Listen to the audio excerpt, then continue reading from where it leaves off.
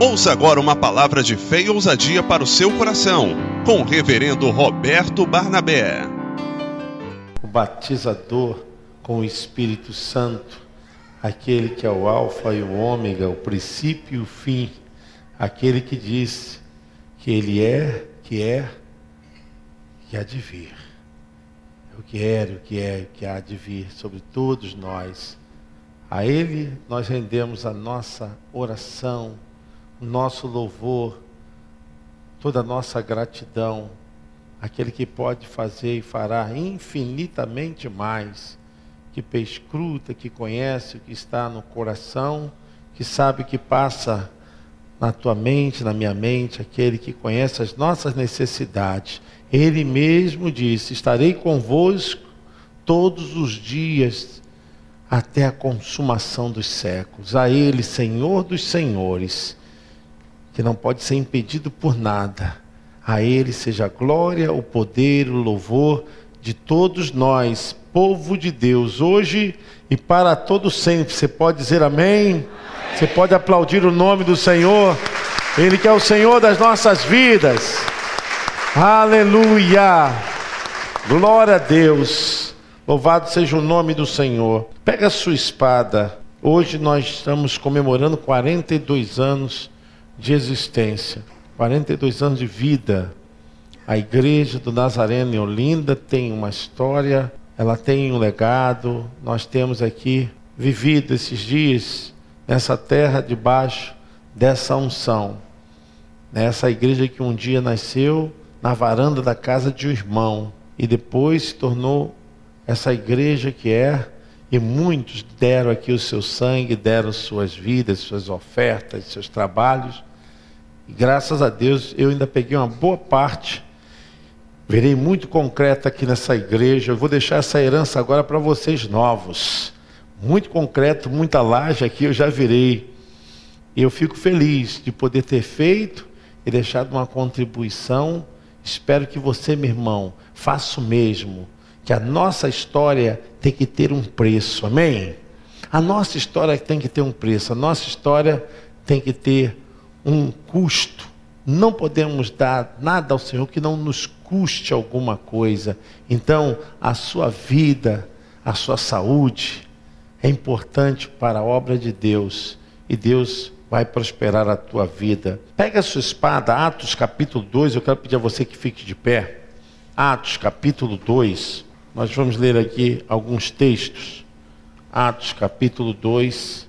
Atos capítulo 2. Eu gostaria de fazer essa leitura e pudéssemos ler de maneira alternada. Eu vou ler os versos ímpares, os irmãos lerão os versos pares. Eu sei que algumas traduções são diferentes, mas se nós lermos devagar, pausadamente, nós vamos entender. Às vezes não é a mesma coisa, mas a gente entende o significado, né? Então vamos ler de uma maneira bem tranquila, bem compassada. Cumprindo-se o dia de Pentecostes, estavam todos reunidos no mesmo lugar.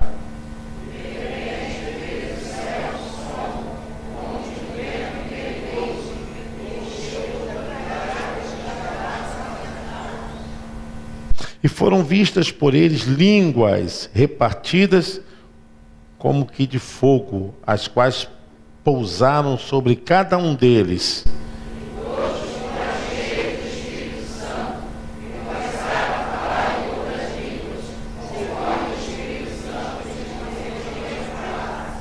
E em Jerusalém estavam habitando judeus, varões religiosos de todas as nações que estão debaixo do céu.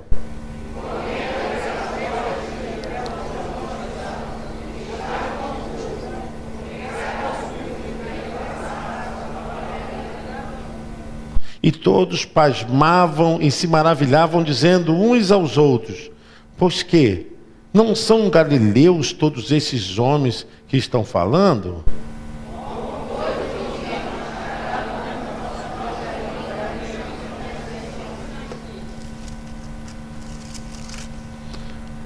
Partos e medos, elamitas e os que habitam na Mesopotâmia, e Judéia, Capadócia, e Ponto e Ásia.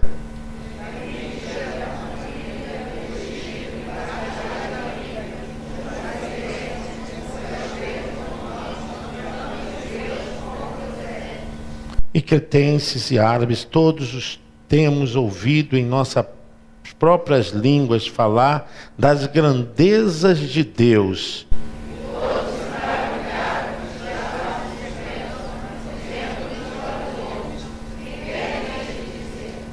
E outros, zombando, diziam: estão cheios de mosto.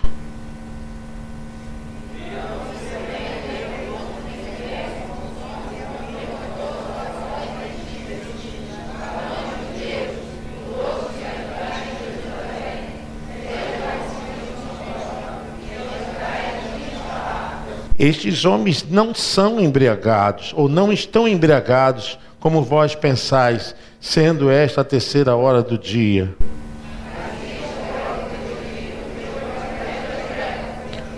E nos últimos dias acontecerá, diz Deus, que do meu Espírito derramarei sobre toda a carne, e os vossos filhos e vossas filhas profetizarão, os vossos jovens terão visões, e vossos velhos sonharão sonhos.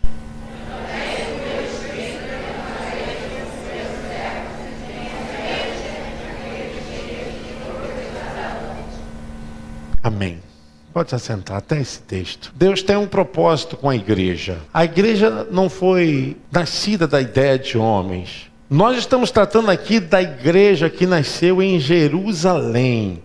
A igreja que apareceu por um determinado do Senhor Jesus Cristo. Jesus mandou que todos estivessem em Jerusalém, até que do alto fossem todos cheios do Espírito Santo. E recebereis poder, porque há de vir sobre vós o meu Espírito. É uma promessa de Deus. Eles não deveriam ir para nenhum outro lugar, a não ser se concentrar em Jerusalém. Ali foi o palco, o cenário da maior manifestação do Espírito Santo. Porque Deus preparou a igreja para levar a sua palavra.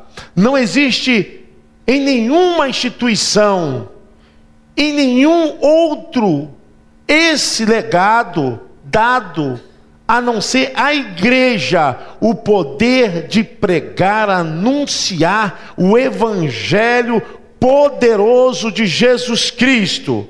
Foi dado à igreja. Jesus falou: ficai em Jerusalém até que do alto vocês sejam revestidos de poder, e sereis minhas testemunhas. Nós não somos testemunhas de nós não temos testemunhos próprios de cada um aqui por si. Nós temos testemunho daquele que vive, que reina, que é Senhor dos senhores, que morreu e ressuscitou e que voltará. Amém? A Ele toda glória, todo louvor. A Bíblia diz que naquele dia todos hão de se dobrar, todos os joelhos se dobrarão e toda língua confessará que Jesus Cristo... Você pode aplaudir o Senhor? Aleluia!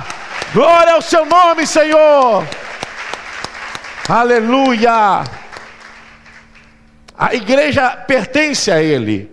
A igreja foi comprada pelo seu próprio sangue. Irmãos, tire a sua cabeça, seus pensamentos de que igreja é prédio, igreja é parede, igreja é sala. Igreja não é sala nem prédio, igreja não é telhado, igreja somos nós. A igreja sou eu e você. Quando nós estamos aqui, a igreja, aquela comprada por Cristo, não a instituição, a igreja comprada por Cristo, ela está presente. Jesus falou: quando tiver 2 ou mais reunidos no meu, ali Isso, ele está aqui porque o nome dele está aqui. O local onde nós nos reunimos é um lugar consagrado, é um lugar santo. Mas por quê? Porque a igreja adora aquele que é Senhor dos senhores. Naquele dia ele estava em Jerusalém porque também era o lugar da adoração. Vocês imaginam uma campanha internacional, onde tinha vários povos, todos iam subir para Jerusalém para adorar. Existiam 3 festas especiais, e uma dessas festas era Pentecostes. Pentecostes, a festa conhecida como da colheita, festa de Pentecostes. E logo após a Páscoa, logo após a morte e a ressurreição de Jesus, 50 dias depois, se comemorava então essa festa, logo após a Páscoa. E nessa festa, onde se reuniam tantas nacionalidades, tantas pessoas, foi justamente nesse dia exclusivo que Deus reservou para a sua presença se manifestar agora através de pessoas que seriam cheias do Espírito Santo, pessoas que carregariam a sua glória com poder e com autoridade, pessoas que receberiam dons espirituais, capacidade e aumento de fé para propagar, para anunciar, para quebrar os vergonhos do diabo, para caminhar em estradas e vielas em todos os cantos, anunciando as boas novas, enfrentando frio e dificuldade, enfrentando oposição, enfrentando o inferno, o diabo. Mas a igreja começou cheia do poder do Espírito Santo. Cheia do poder do Espírito Santo. A igreja precisava receber essa autoridade. A igreja precisava receber essa autenticação. A igreja não poderia fazer nada sem a força que vinha do alto. O poder que vem do alto é o poder que iria construir um novo tempo. Imaginem vocês que o livro dos Atos dos Apóstolos fala sobre a igreja. Quem não sabe, aprende. Os evangelhos, a biografia de Jesus. Atos começa a história da igreja. E a história da igreja é marcada no livro de Atos, começando justamente com a presença maciça do Espírito Santo. E a presença do Espírito Santo foi para marcar um novo tempo. Marcar um tempo de que Deus usaria pessoas, de que Deus não teria mais um grupo seleto de sacerdotes, mas agora Ele levantaria uma nação sacerdotal, amém? Um reino sacerdotal. Sacerdote é aquele que leva a glória de Deus, é aquele que apresenta vidas diante do Senhor. Todos vocês são sacerdotes do Deus Altíssimo. Todos nós somos sacerdotes do Deus Altíssimo. Levamos a glória do Senhor e levamos vidas até a presença de Jesus. Querendo o inferno ou não, oposição se entremeie no meio de nós, que haja confusão, haja conflito, haja convulsão social, os problemas se avolumem, nada pode parar o poder do Espírito Santo sobre a igreja. Quando eu era criança, eu aprendi a cantar esse hino, e pouco nós cantamos hoje, mas deveríamos cantar mais, que dizia: esta obra é de Deus, ela não pode parar. Tira a mão do meio, senão vai se machucar. Fica de lado, deixa eu passar. Essa obra é muito grande, tenho almas para salvar. Você pode dizer amém? Essa obra é de Deus. E pode ficar caído, pode desistir quem quiser, pode reclamar quem quiser. Essa obra não vai parar. Não depende de quem está na frente, não depende de quem acha que é poderoso, depende do Espírito Santo, igreja. Essa igreja, qualquer uma que se nomeie com o nome de Jesus, depende do poder do Espírito Santo. Ninguém poderá impedir a obra de Deus. Ela é de Deus e não pode parar. Deus vai usar você, Deus vai usar uma nova geração, Deus vai usar e ela não vai parar. Deus vai preparar pessoas, Deus vai dar autoridade a algumas pessoas. Tem pessoas que nem sabem que estão misturadas entre nós, mas Deus está levantando você para ser um grande líder da obra de Deus. Você não sabe, mas o poder que está sobre você é muito grande. É muito grande esse poder. Imagine vocês, irmãos, agora no nascedouro da igreja, aqueles irmãos Pedro, Tiago, Filipe, Bartolomeu, os discípulos todos, sem Jesus, sem o mestre, como eles poderiam fazer aquela obra? Como eles poderiam realizar a missão da igreja? Então, eles foram para a festa de Pentecostes.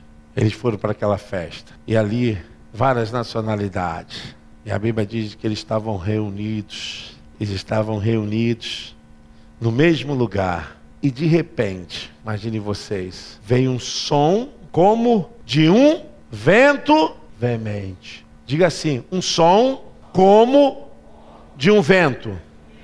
Não foi vento, foi um som. É que naquele momento, os ouvidos estavam sendo desobstruídos. Naquele momento, o Espírito Santo estava entrando em ação na vida daqueles homens, aqueles que se colocaram para fazer a obra.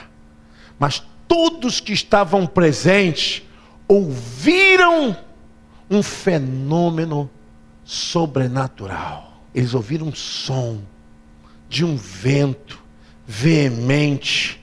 E eles ficaram espantados com aquilo, um som impetuoso, um som forte. E a Bíblia diz, e encheu toda a casa que estavam assentados. E a palavra de Deus diz que foram vistas por eles línguas repartidas como de fogo. A labareda do Senhor começou a sair das bocas. As palavras já não eram palavras somente invisíveis, subjetivas, mas existia o poder de Deus sobre os pulmões, do que todos quantos estavam ali falavam, eram como línguas de fogo. O poder do Espírito Santo, inaugurando. Me faz lembrar o que o Espírito Santo agora fez com Isaías. Quando Isaías veio a glória do Senhor, que o anjo pegou uma brasa com atenaz e colocou nos seus lábios, purificou os seus lábios. Porque ele falava, Senhor, eu sou um homem de lábios impuros. E a palavra veio ao seu encontro. E essa é a metáfora, que o anjo, serafim, então queimou, selou a sua boca e purificou a sua boca, toda a sua vida.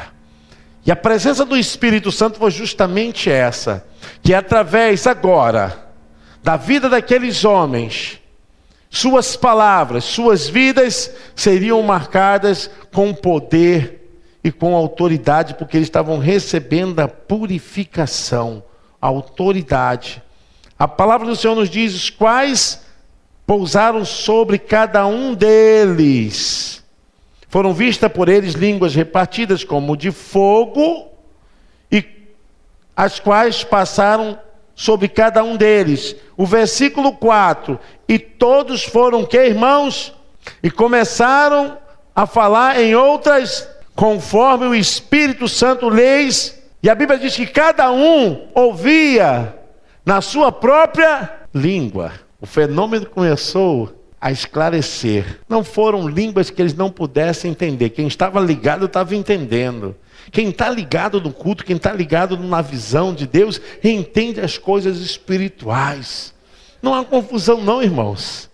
Todos entenderam. Os que não entenderam, eles achavam que os discípulos estavam embriagados. Haviam bebido, mas era a terceira hora do dia, era 3 horas, não podiam estar bêbados. Então, Pedro falou que aqueles irmãos estavam cheios do Espírito Santo. E a igreja nasce, começa com poder. A igreja, ela foi selada com poder, amém? E o Espírito Santo está sobre a igreja. O que eu quero dizer é isso. Embora Jesus não esteja presente, pessoa física no meio dos discípulos, mas agora o Espírito Santo estava com eles. Jesus mesmo falou: eu rogarei ao Pai para que Ele envie o Espírito Santo Consolador, e Ele vos fará lembrar de todas as coisas que eu vos tenho dito. João capítulo 16. Ele vos fará lembrar de todas as coisas que eu vos tenho dito. E o próprio Senhor Jesus Cristo, por experiência, preparando o seu quartel, preparando os seus soldados, Jesus manda os discípulos a campo, e nós podemos notar perfeitamente quando os discípulos ficaram apavorados. Senhor, mas o que nós vamos falar? Porque, irmãos, a descida do Espírito Santo no Pentecoste foi a inauguração sobre a igreja, mas a igreja já sentiu o antigozo da presença do Espírito Santo, embora não fosse uma possessão maciça, porque Jesus estava ainda com os discípulos, e Jesus era o próprio Espírito Santo agora encarnado, ele era o próprio Consolador. Então o Consolador não poderia estar presente como o Espírito Santo enquanto Jesus não tivesse sido levado aos céus. Esse tempo precisava aguardar para que o Espírito Santo permanecesse sobre a igreja. A igreja não está órfã, a igreja não está largada, a igreja não está sozinha. Deus sustenta a igreja. Deus, Espírito Santo, está hoje sobre nós, irmãos. A igreja é vitoriosa, porque vitorioso é aquele que é o cabeça da igreja. Glória a Deus, você pode aplaudir ao Senhor.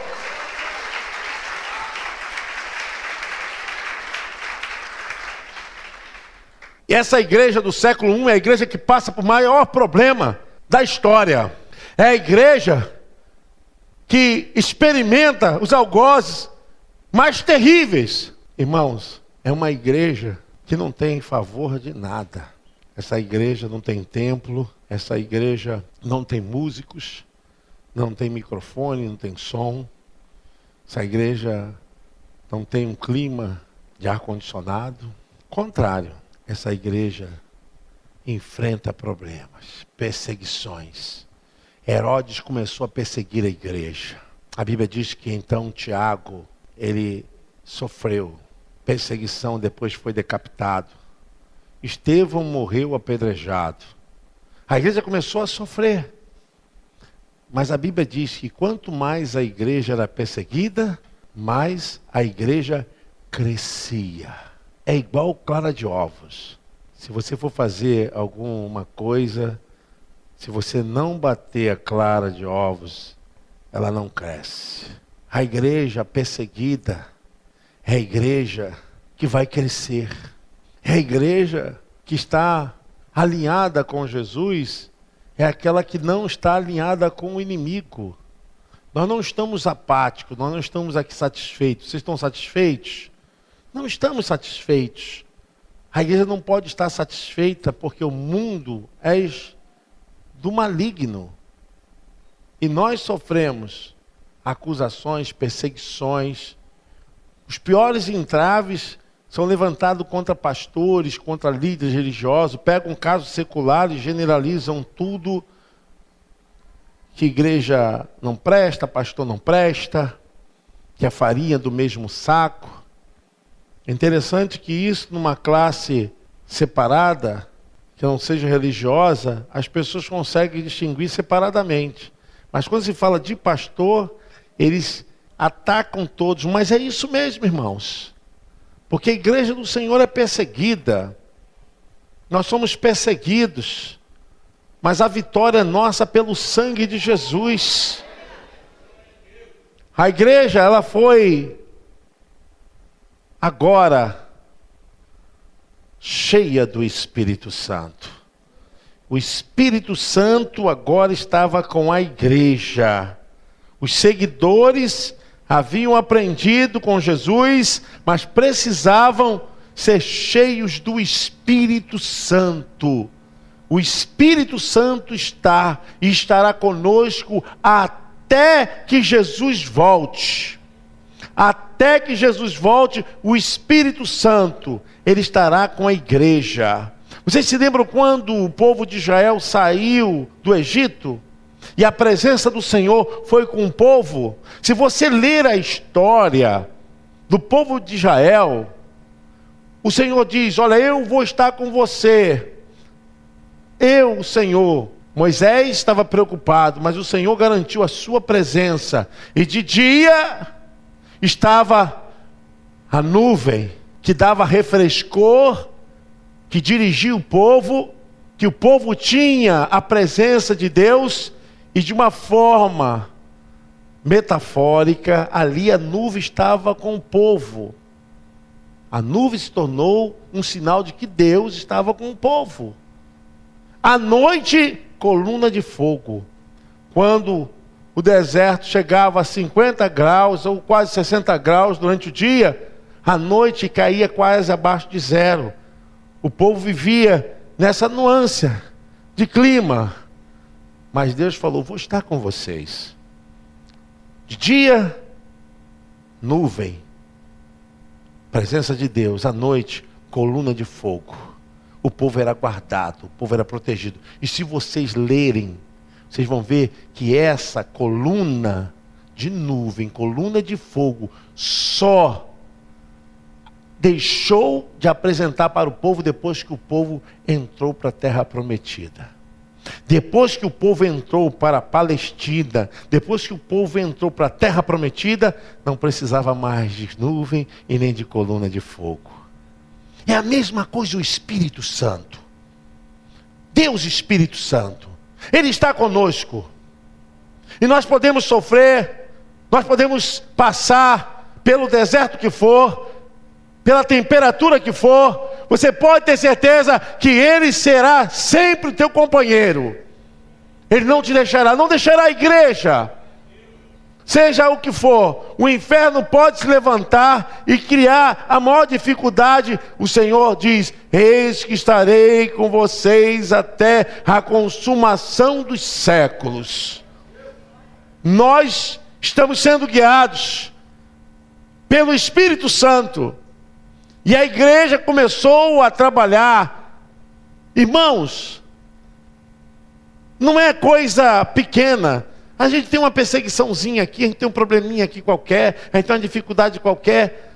É uma choradeira danada. O povo chora. Tem irmãos que choram, reclamam: pastor, está muito frio. Aí o outro: pastor, está calor. Mas aí a gente fica assim, aumenta e diminui. O povo reclama de tudo. Reclama. Eu cheguei aqui, irmãos, quando eu entrei aqui na igreja, eu falei com o irmão Ricardo, falei: irmão, que clima maravilhoso. Geladinho, né, irmãos? Oh, maravilha. Lá o povo não tinha nada disso. O clima lá era outro. O próprio João do Apocalipse, ele ficou como prisioneiro. O apóstolo Paulo também ficou como prisioneiro de Nero, depois foi decapitado. Muitos dos irmãos se espalharam por causa da perseguição. Aí você vai ler no livro de Atos dos Apóstolos. Olha, leia o livro de Atos dos Apóstolos. O livro de Atos dos Apóstolos é a maior referência de que a igreja, ela é mais do que vencedora. Porque você vive a história. Você vive realmente como a igreja aguentou e suportou todos os agravos, todas as torturas. Os irmãos que foram completamente encarcerados e foram levados à forca, à fogueira. Quem nunca leu o livro de Justo L. Gonzalez deve ler. Uma literatura extremamente necessária para a vida dos cristãos. Não estou falando de pessoas que estão dando aula como professores, nada disso. Todo cristão deveriam ler. A Era das Trevas, Justo L. Gonzalez.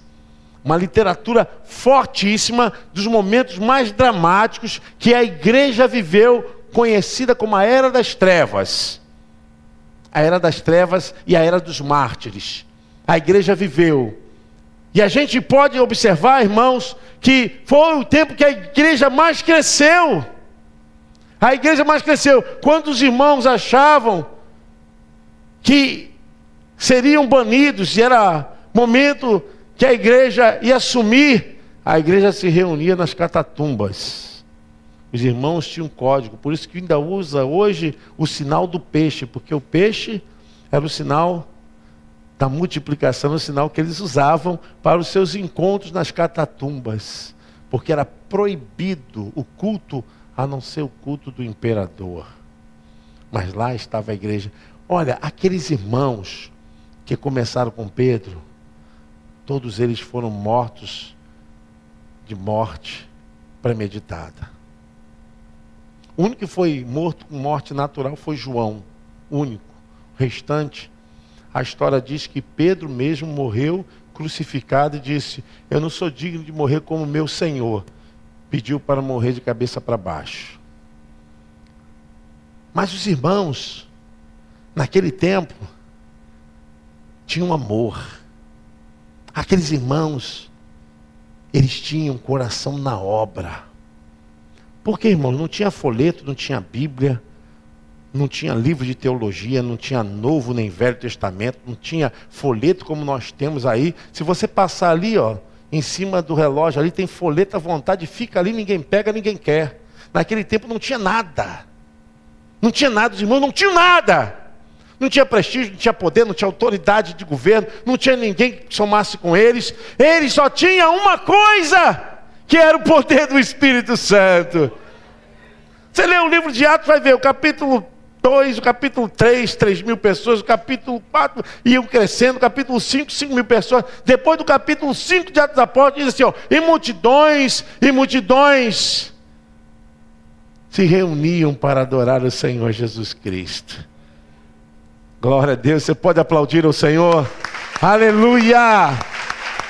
É a igreja vem! A igreja vem! Aleluia! É a igreja de Jesus. Pedro pregou o seu primeiro sermão. Nunca vi ninguém pregar assim. O primeiro sermão de Pedro é coisa assim, se é que existe inveja santa, é invejável. Pedro pregou a vida de Jesus.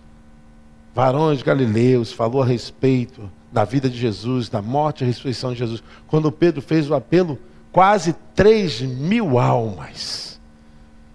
Quase 3.000 almas se renderam aos pés do Senhor Jesus.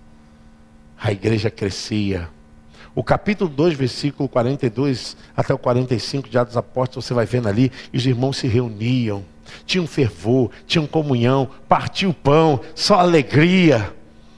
Os que viam aquilo ficavam impressionados. Os irmãos que tinham mais posse davam tudo para poder ajudar aqueles que não tinham.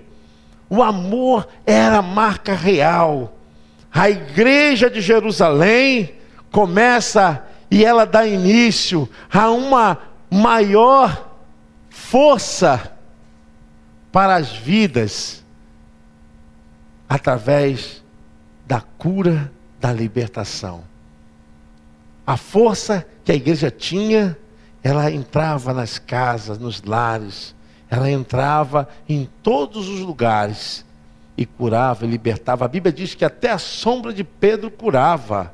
A Bíblia diz que alguns que estavam ali traziam lenços, traziam aparatos, e Paulo orava e era levado para os enfermos, e os enfermos eram o quê? Curados. É o poder do Espírito Santo. Não tinha propaganda, não tinha marketing, não tinha cantor, não tinha big pregador, não tinha nada disso. Tinha o poder do Espírito Santo usando a igreja. A igreja era cheia de poder, de autoridade. Paulo e Silas foram para a cidade. E chegando naquela cidade, a pitonisa começou a perseguir. Ela falava a verdade, mas falava tentando assim intimidar os homens de Deus. Todos os dias aquela pitonisa era uma mulher, uma jovem, adivinhadora. Icônio, a cidade de Icônio, perturbava Paulo e Silas. Lá vai os homens de Deus, falavam a verdade, eles eram os homens de Deus, mas falavam aquilo para tentar perturbar a vida de Paulo. Mas aquela mulher era pago. Ela recebia dinheiro, ela era uma escrava do diabo. Ela era como se hoje tem essas mulheres que leem mão para saber do futuro. Esse espírito de necromancia, esse espírito de leitura de coisas sobrenaturais, ela era pago para aquilo. Mas ela era oprimida pelo diabo. Aí um dia, o apóstolo Paulo virou-se para ela e repreendeu o demônio que estava no corpo dela. E a Bíblia diz que aquela mulher foi liberta, amém? Aquilo foi um alvoroço na cidade. Por causa da libertação daquela mulher, Paulo e Silas foram para onde? Quantos aqui já foram presos por causa do Evangelho?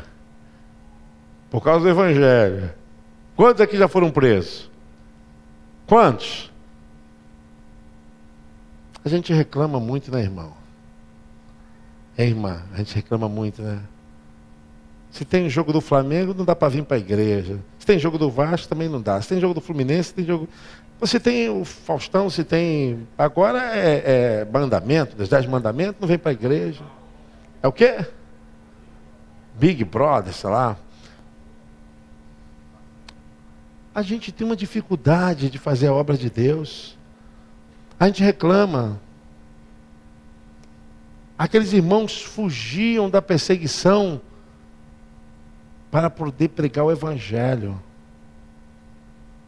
Hoje, nós fugimos para poder ter mais vida social, mais encontro, mais... Ninguém quer pagar preço, irmão. Olha, o que aconteceu, se você comprar esse livro, ou deve ter na internet lá, pastor Edmar, que gosta de pesquisar, vale a pena vocês lerem. Os cristãos que eram perseguidos, no período dos imperadores mais terríveis, Trajano, Nero e outros, eles tinham que decidir, ou eles renunciavam o que eles receberam, ou eles morreriam.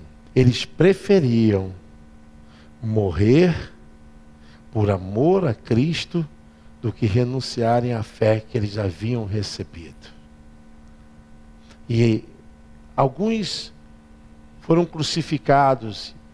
E diz assim, que na estrada de Jerusalém, a noite era clareada através das luzes que foram acesas com os corpos dos cristãos pendurados na cruz. E para divertimento, em Roma, alguns que foram levados eram lançados na arena para divertimento antes dos gladiadores, daquelas lutas que traziam alvoroço. Era um divertimento para o público ver os leões famintos. Deixavam os leões famintos quase 3, 4 dias sem comerem e aglomeravam os cristãos no meio da arena e abriam, então as portas, os leões saíam e rasgavam as carnes dos cristãos. A gente acha que faz muita coisa vir para a igreja. Tem irmãos até que faz biquinho, pastor, não vou vir para a igreja. Biquinho. Irmão, você não sabe o que é perseguição, rapaz. Perseguição está passando o povo lá no Estado Islâmico, os cristãos sendo decapitados, sendo mortos, friamente, barbaramente, crianças, mulheres, homens. Aqui está uma delícia, irmãos. Está maravilhoso aqui. Servir a Jesus aqui é maravilhoso. Servir Jesus aqui é uma delícia. Nós vivemos contrário. Se tivéssemos perseguição, seríamos um povo mais fervoroso, um povo mais cheio de temor. Será que é necessário vir a perseguição? Será que nós temos o legado do Evangelho para levar o nome de Jesus a todos os povos? E a igreja vem. Eu sei que a igreja vem, mas nós precisamos ser cheios do Espírito Santo. Cheios do Espírito Santo. Depois desse período, que é chamado período da Era das Trevas, tem um período dos pais da igreja, que foram aqueles que foram discipulados pelos apóstolos e que assim ficaram com a herança do Evangelho, e foram esses que ainda conduziram ainda a fé da mensagem apostólica. Por isso se fala assim, mensagem apostólica, porque foi a mensagem que foi dada de Jesus para os apóstolos. E essa mensagem dos apóstolos que foi pregada em Atos dos Apóstolos, e a igreja nasceu na vida de alicerce dessa palavra dos apóstolos. Os pais da fé foram esses que foram discipulados e ensinados pelos apóstolos. E quando veio a perseguição, eles se espalharam. Em vez da igreja sumir, a igreja se multiplicou por causa da perseguição. A igreja se multiplicou. E a história nos conta que a fé era viva. A fé era viva. A fé não morreu. E quando a gente vai ver hoje a igreja espalhada em todos os cantos, em todos os continentes, a igreja vive poderosa. Gente, a Bíblia já foi queimada não sei quantas vezes. A perseguição já ocorreu em vários países, na Europa, no Oriente. Está sendo perseguida em alguns lugares até hoje, mas a palavra de Deus ainda é a palavra mais visitada aos corações. É o livro mais lido no mundo. É o livro que é mais vendido no mundo, é a Bíblia. Você pode aplaudir o Senhor? É a Bíblia. O diabo tentou, o inferno tentou, mas não conseguiu.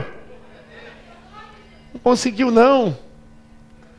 Se vocês não assistiram, devem assistir a vida de John Hus.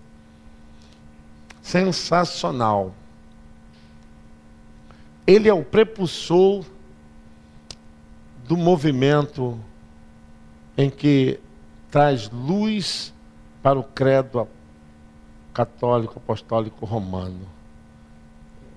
E ele morre. Ele morre, mas morre na fé. Morre na fé. 100 anos depois, John Hus, vem Martim Lutero. E Martim Lutero faz a reforma. E nessa reforma começa a igreja institucional. A igreja começa a ter uma dimensão maior. E assim a igreja pôde ter a palavra de Deus, que só era lida em latim, e cada um poderia ler na sua própria língua, ouvir no seu próprio idioma. E a palavra de Deus se espalhou e nunca mais parou. E nunca vai parar. Porque a palavra de Deus é viva e eficaz.